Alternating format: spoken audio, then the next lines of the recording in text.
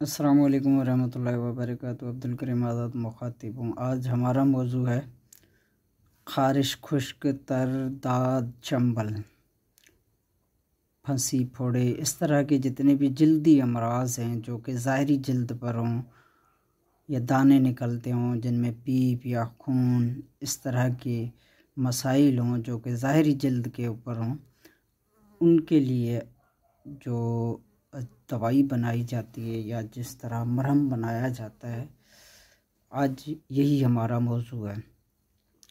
तो इसकी बहुत ही वजूहात हैं। कोई एक वजूहात होती तो हम तफसील से भी बता सकते थे, लेकिन इसकी काफ़ी सारी वजूहात हैं। लिहाजा जो तरीक़ेकार है हम आज वो शेयर करते हैं आप दोस्तों से कि इसका इलाज कैसे किया जाता है।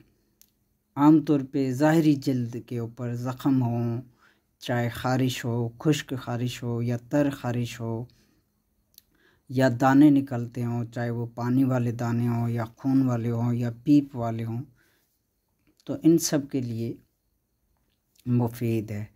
या दाद, चंबल, इस तरह के जितने भी जल्दी मसाइल हैं जो कि कई तरह का इलाज करने के बावजूद भी ठीक नहीं होते हों, इन सब के लिए ये मुफीद रहेगा। गो कि इसका रिज़ल्ट एकदम नहीं मिलता, 5-7 दिन, 8 दिन, 10 दिन के बाद इसका रिज़ल्ट आना शुरू हो जाता है। ख़ास तौर पे चंबल है, जो चंबल में इसका लेट से रिज़ल्ट मिलता है, कोई जल्दी रिज़ल्ट इसका फ़ौरन नहीं मिलता। अलबत्ता अफाका हो जाता है, तकलीफ़ में कमी वाक़ई हो जाती है। 2-4 रोज़ के इस्तेमाल से धीरे धीरे तकलीफ़ कम होना शुरू हो जाती है। चंबल में ख़ास तौर पे जो जल्द भुरभुरी होकर गिरती रहती है, झड़ती रहती है, वो धीरे धीरे ठीक होना शुरू हो जाती है।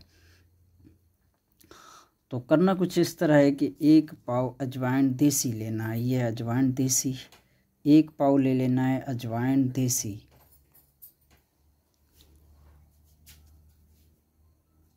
1 पाव लेना है। इसको बारीक करें तो भी ठीक है, वरना साबित भी चलेगा, कोई मसला नहीं, कोई इशू नहीं है। साबित भी रख लिया जाए तो भी कोई हर्ज नहीं।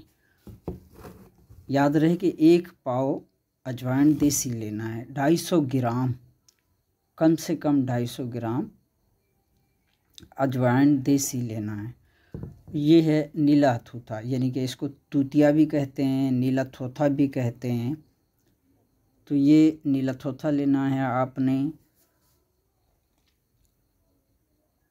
20 ग्राम से लेकर 25 ग्राम, 50 ग्राम, यानी कि 20 ग्राम से शुरू होकर आप 25 ग्राम, 30 ग्राम, 40 ग्राम, 50 ग्राम तक भी ले सकते हैं। इसका कोई हर्ज नहीं, कोई इशू नहीं। तो ये 25-30 ग्राम, 40 ग्राम या 50 ग्राम नीला थोथा लेना है। 20 ग्राम से लेकर 50 ग्राम तक आप 250 ग्राम अजवाइन देसी के दरमियान रख सकते हैं। तरीक़ेकार कुछ इस तरह है कि आपने किसी भी बर्तन में, चाहे वो लोहे का हो या मिट्टी का हो या स्टील का हो, कोई भी बर्तन हो, या तवे के ऊपर भी बनाया जा सकता है। तरीका कुछ इस तरह है कि आधा अजवाइन, यानी कि आधा पाव अजवाइन किसी भी बर्तन में जिसमें आप बना रहे हो, उस बर्तन में रख देना है और उसके ऊपर ये नीला की डली रखनी है। इस तरह ये डली रख लेनी है और इसके ऊपर फिर अजवाइन देकर इसको नीला थूथा को, यानी कि तूथिया को बंद कर लेना है। बंद करके फिर इसको आग पे चढ़ा देना है और हल्की आग हो, ज़्यादा तेज़ भी ना हो, धीमी आंच के ऊपर इसको रख के छोड़ देना है बस। तो ये कुछ ही देर में जलना शुरू हो जाएगी अजवाइन, धीरे धीरे ये जलती रहेगी। बस आग का तनासिब ये होना चाहिए कि रोटी पकाने वाली जो आग होती है उससे थोड़ी हल्की आग होनी चाहिए, तेज़ नहीं होनी चाहिए, उससे थोड़ी हल्की आग होनी चाहिए। तो इस तरह इसको आग पर रख के छोड़ दें। कोई इसको देखने की ज़रूरत नहीं है बार बार, या खड़ा होने की ज़रूरत नहीं है, वहाँ बैठने की भी कोई ज़रूरत नहीं है। 10-15 मिनट बाद बस चेक किया करें, ज़्यादा उस पर टाइम देने की ज़रूरत नहीं है। इसको आग पे रख दें, धीरे धीरे ये अजवाइन जलती रहेगी, जल कर ऊपर तक आ जाएगी, यानी कि नीचे से आग जैसी लगेगी तो यहाँ ऊपर तक आग पहुँच जाए, यानी कि सारी अजवाइन जल कर स्याह हो जाए। तो फिर आग बंद कर दें। अब आग बंद करके इसको ठंडा होने दें। जो ही ये ठंडा हो जाए तो इसको खल में डालकर अच्छी तरह पीस कर पाउडर कर लें, अजवाइन समेत। यानी कि ये जितना भी जो दोनों चीज़ों का हम मुरक्कब बना रहे हैं, ये दोनों चीज़ों को एक साथ आपने बारीक कर लेना है, पीस लेना है। तो अच्छी तरह पीस कर इसको महफूज रख लें किसी शीशे के बर्तन में या किसी और मुतबादिल बर्तन में, रबड़ की बर्तन में। बेहतर होता है कि शीशे के बर्तन में रखा जाए इसको। तो आधा कप से लेकर 1 कप जो तरीका इस्तेमाल है इसका, यानी कि किस तरह इस्तेमाल किया जाए, ये तरीका इसका कुछ इस तरह है कि आधा कप से 1 कप दही लेकर, अगर पूरे जिस्म पे ख़ारिश है, दाद है या चंबल जैसे इश्यूज़ हैं, तो 1 कप तक, यानी कि इतना दही होना चाहिए कि पूरे जिस्म पर लग जाए। तो इतना दही लेकर कम से कम 1 ग्राम तक, यानी कि अगर आपका 1 कप दही है तो 1 ग्राम से लेकर 3 ग्राम तक ये सफ़ूफ़ आपने इसके अंदर, दही के अंदर डाल देना है, जो कि हम बना चुके हैं। इसको पीस कर ये पिसा हुआ सफ़ूफ़ ये दही के अंदर डाल देना है। अच्छी तरह दही के अंदर फेंट कर, जैसे अंडे को फेंटा जाता है इस तरह अच्छी तरह इसको मिक्स कर लेना है। जब मिक्स हो जाए तो ये पूरी जल्द यानी कि नाद होकर, तो उसके बाद ये पूरी जल्द के ऊपर जहाँ जहाँ भी ऐसे मसाइल पाए जाते हों, चंबल के निशानात हो, ख़ारिश के हों, दाद के हों या फंसी फोड़े हों, तो याद रहे कि सिर्फ मुतासरा जल्द पर ही लगाना है। ऐसे नहीं पूरे जिस्म पे लगा दिया जाए, ऐसे नहीं।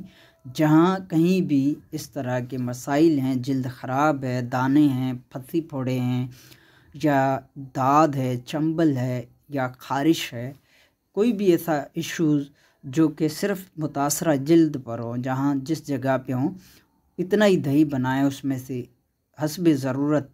यानी कि आपने अंदाज़ा कर लेना है कि 1 कप दही में 1 से 3 ग्राम तक, यानी कि 1 ग्राम आप जहन बना लें कि 1 ग्राम तक ये सफ़ूफ़ डालकर अच्छी तरह फेंट लेना है, अच्छी तरह मिक्स करके फिर मुतासरा जल्द पर लगाना है। तो इस तरह ये मिक्स करके अच्छी तरह फिर जल्द के ऊपर लगा देना है।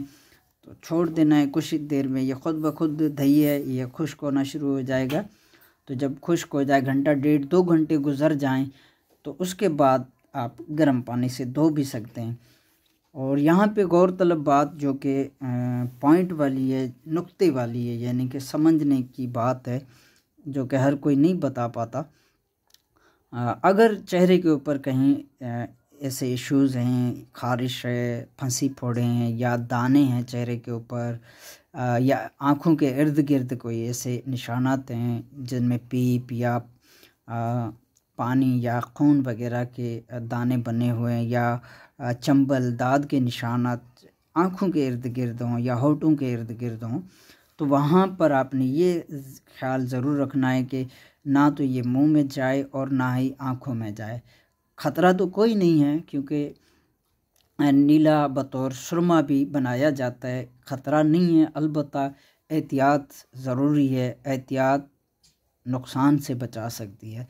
तो एहतियात कीजिए ख़ास तौर पे आँखों के इर्द गिर्द और होंठों के इर्द गिर्द, क्योंकि होंठों के इर्द गिर्द होगा तो ज़ाहिर है मुंह में जाने का ख़दशा है, और अगर आँखों के इर्द गिर्द कोई इस तरह का इश्यूज़ है, जल्द की ख़राबी है या दाद चंबल या इस तरह के इश्यूज़ हैं, तो ये फिर आँखों में जाने का ख़दशा है। तो लिहाजा इन 2 चीज़ों का ख़ास एहतियात रखना है कि ना तो ये आँखों में जा पाएँ और ना ही मुंह में जाना पाए। तो इस तरह ये बनाकर फ़ायदा हासिल किया जा सकता है। ये ख़ास तौर पे दही में मिक्स करके लगाया जाएगा। दही, अब काफ़ी लोग सवाल पूछते हैं जी दही कौन सा होना चाहिए, तो कोई भी दही हो, गाय का हो, भैंस का हो, बकरी का हो, कोई भी दही हो, ज़रूरी नहीं है कि फ़लाँ दही होना चाहिए। तो इनमें से कोई भी दही हो उसमें मिक्स करके आप लगा सकते हैं। आपकी दुआओं का तालिब, अब्दुल करीम आज़ाद।